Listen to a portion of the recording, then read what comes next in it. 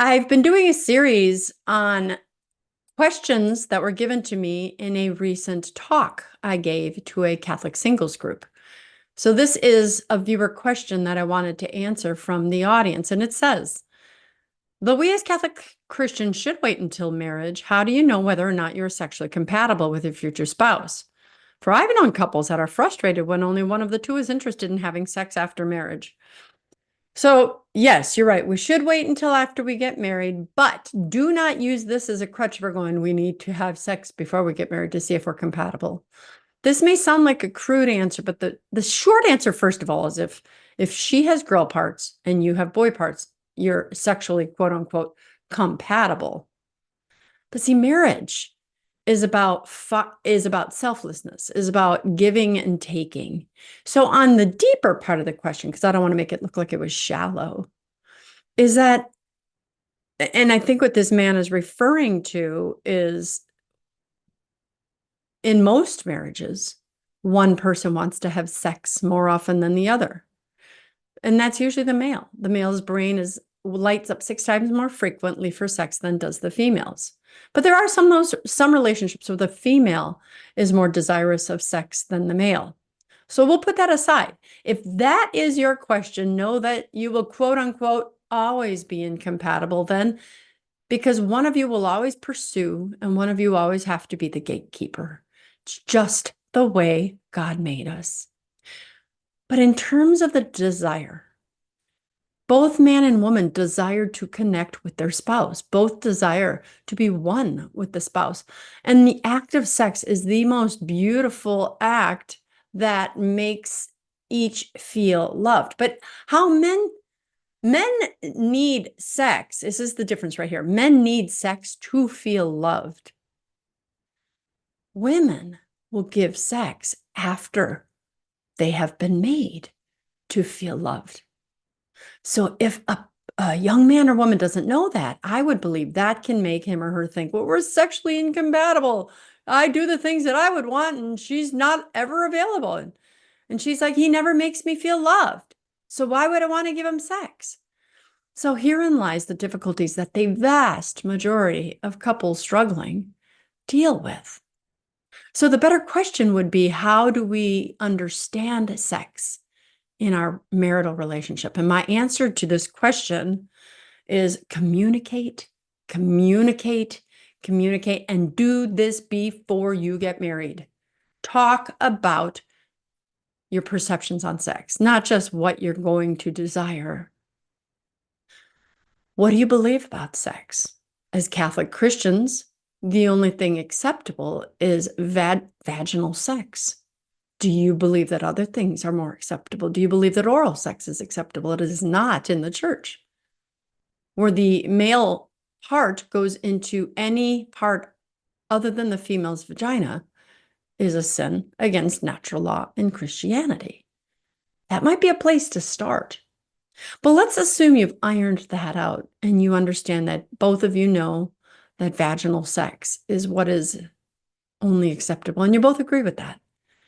I would go further. I would talk with your mate about his or her understandings of sex. What did your mom and dad say? Did they make sex feel like it was going to be the best thing in the world? Or did they make you feel like even when you're married and you're able to, it's something you've been so used to saying no to that you don't know how to release yourself? I see this a lot with Christians. You get these young couples that are like, I'm strong, I can save myself till marriage, and they do. But then they get married and they're so tense, or it's just so, one of them is just not used to allowing the pleasure. Most often, it's the female. That I'm so used to seeing it as a bad thing that I actually have to change how I think and start realizing it is a beautiful thing. I've been waiting for this thing. So you must talk. What are your perceptions of sex? How often do you think that we might be having sex? But be careful, because when you're in the premarital stage and you're not yet having sex, you're thinking, oh my gosh, I want to have sex every day. So if you're a man and you hear a woman saying that, you might be thinking, sure, I got the right one. But that's not true, because for both of you, once you've gotten married, there gets to be this monotony, this we are more aroused and excited about the forbidden fruit, but once a fruit is no longer forbidden, it naturally and scientifically, go look at my podcast with Dr. Joe Malone, who's an expert on women's sexual health. He talks about men as well. Once he's quote unquote conquered a female sexually, even his wife, his desire for her drops 10%. And that drops many times. And I don't remember if he says it just, oh, how far down it goes. But then lovemaking becomes something selfless instead of something taking what I can have, what I can receive. The greater form of love in the sexual relationship is how can I please my spouse more so than myself? And in that self-giving is when you actually find that you get pleasured more so. I have to be careful what I say here. So if it sounds evasive, it's because it is. So my answer to those couples that are sexually frustrated is even if you didn't talk before you got married, talk now. I have a friend who's a Christian sex therapist. She deals with this and she says every time someone comes in with a sexual issue, it ultimately ends up being a relational issue. One's not happy, one is happy, one's not feeling attractive, the other one is.